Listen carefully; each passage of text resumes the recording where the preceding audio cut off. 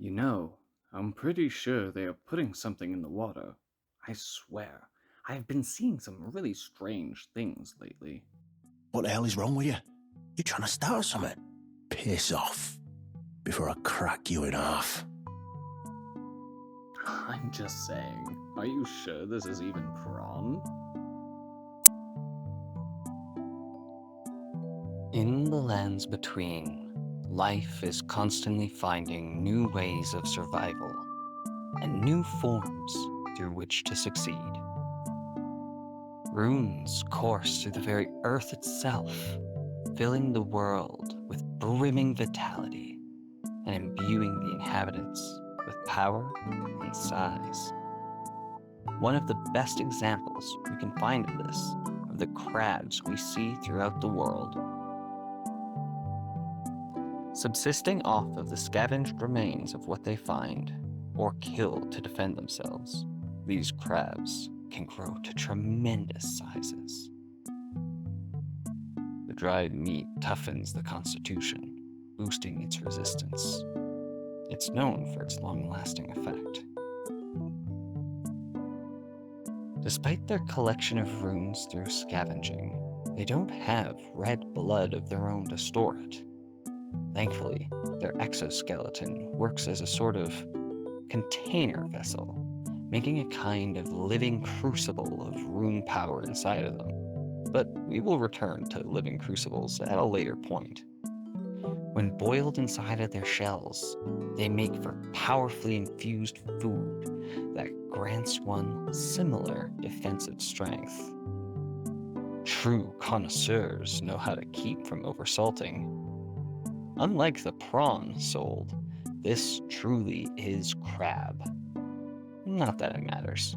It's delicious all the same.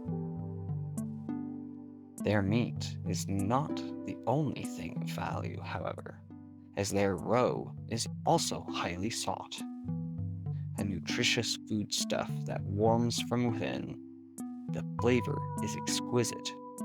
Only those of comfort and means know the truth. A crab's eggs are more delectable than its meat.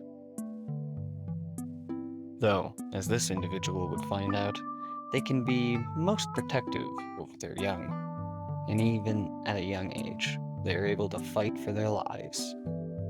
And if they are successful, they will find themselves positively glowing with the amount of runes within their shells. Truly beautiful. However, one must be wary of what one consumes, lest they become what they eat.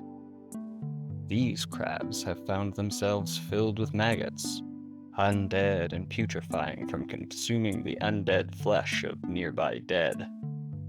We see that they have also become zombified, with milky eyes, slack mandibles, and holes through their shell, piloted solely by muscle memory and the maggots twitching through what was once its nervous system. With their missing legs, they limp around unless presented with a threat, to which they will hungrily devour in a vain attempt to gain runes. They can be affected from a very young age, being overwhelmed by the maggots they live off of in the catacombs, unable to mete out an existence off the meager rune energy in the corpses.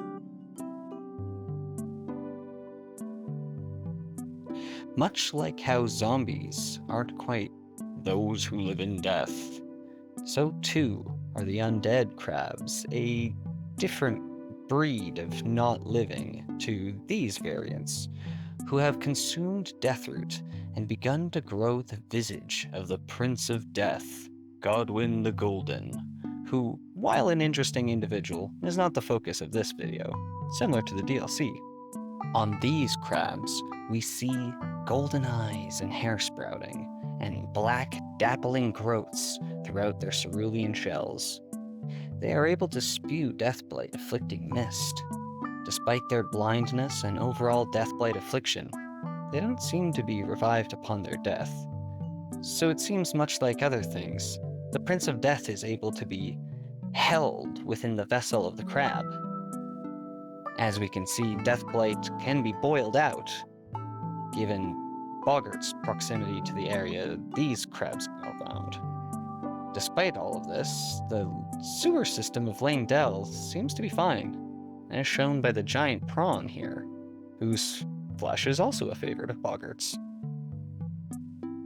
The meat actually looks to have come from a crayfish. Not that it matters. It's delicious all the same. There is another crustacean variant that can be found, mainly in Liurnia, that sports strange coloration. And while one might say it's from a diet of flowers, which grant them their sleep-inducing mist, from St. Trina's lilies, a pale purple water lily that is on the verge of wilting, a symbol of faith in St. Trina, it dulls the senses, preventing agitation. We find a more substantial food source at the source of the poisoned waters, the Albinaric village. This site of Gideon's massacre, in search of a medallion he would never find. We see the corpses piled, spilling into the water and being feasted on by the local crabs. My legs will soon fade, and with them my life. Alas, this is the immovable fate of all Albinorics.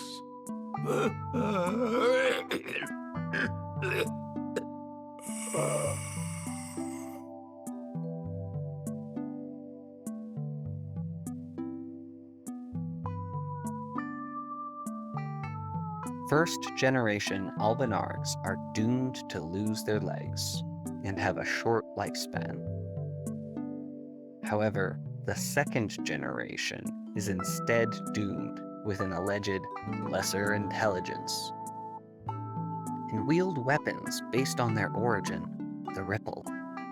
We see this best in the Temple Quarter, where a young Albinaric watches over the fallen body of a female first-gen Albinaric, with a ripple pattern of flowers.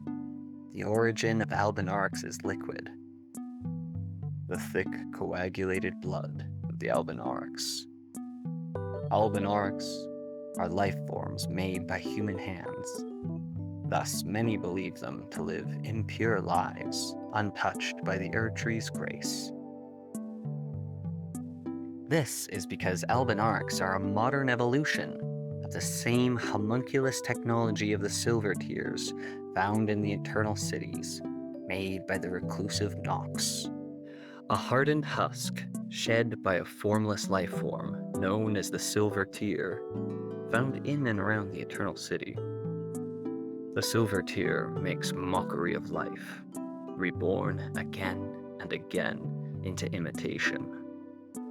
Perhaps one day it will be reborn a lord.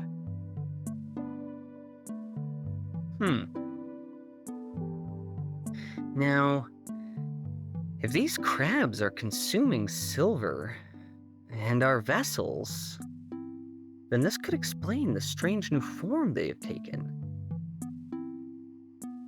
They are becoming Albinaric. The first generation lost their physical ability, the second generation lost their mental acuity, and now a seemingly third generation has lost all semblance to humanity. I wonder if they are aware of their origin.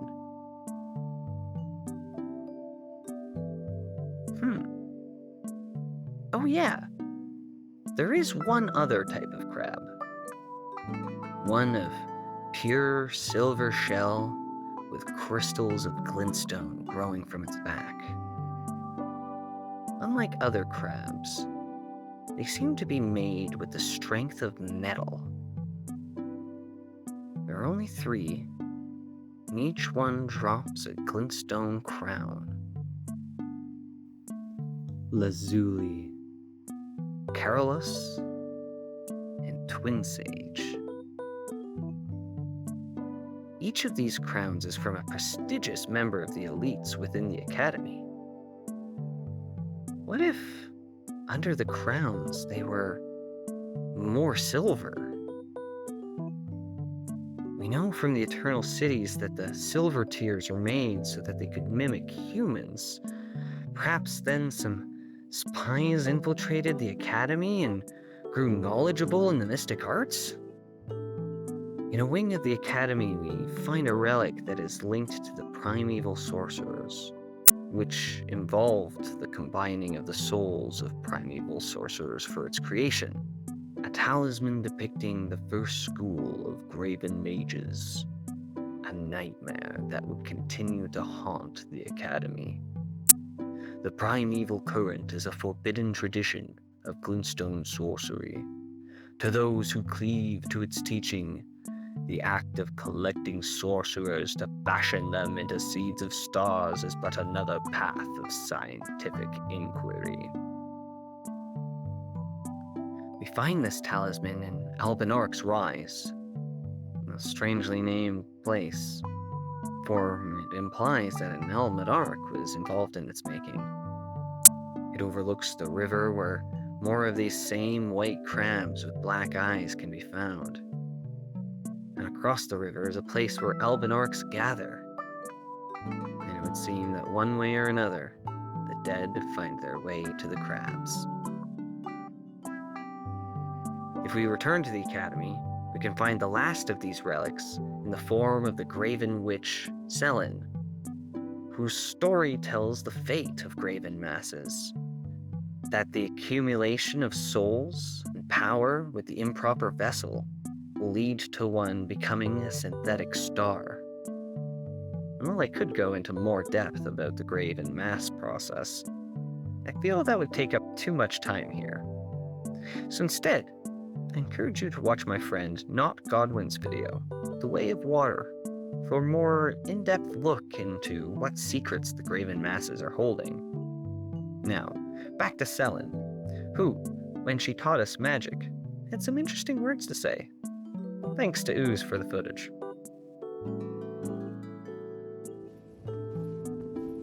Young apprentice. First things first. You are a tadpole when it comes to magic. Infantile. Without the legs to walk. So, to become a sorcerer, first, you must face your ignorance. Now, shall we start learning? Your appetite for learning is impressive. You make me proud.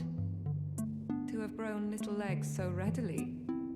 You must have a fabulous teacher. A tadpole? We finally grew legs? I don't know about you, but there aren't many frogs in the lands between that I know of. Only Albinorcs, and their curses haven't stopped them from tapping into the innate arcaneness of their sorcery, and the second gen seem to have the power to channel frost breath, tapping into the power of their origin. We even see a first gen who is skilled in the art of puppetry. Speaking of our favorite puppeteer, we are able to find an interesting pet in Caria Manor, hidden in a place few can get to. It would seem it has gotten rather large for its pen. I wonder what Pydia could be planning. What happens when Albinorc sorcerers follow the secret tradition of primeval sorcery and place themselves in a suitable vessel? What happens when a crab consumes a silver tear that has been tempered by the primeval current? With strong enough will, perhaps we could see a future for the Albinorcs, and a way for them to not only ascend their curse, but to find themselves amongst the very stars. I, for one, welcome our new celestial crab overlords. What about you? Huge thank you to everyone that helped me make this, including Benoon. Your help was invaluable to my ability to even do this. Please, do give her videos a watch. She works hard on them. Please leave a like if you enjoyed, and feel free to tell me your theories and observations. Perhaps it'll be in a future video. I welcome you to subscribe, as I hope to have many more videos in the future, and your support definitely helps this endeavor. Thank you so much for watching, and stay frosty.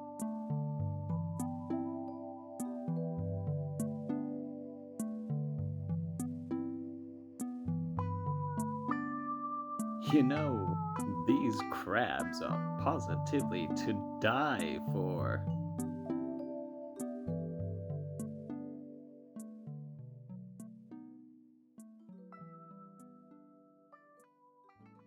I enjoy these talks.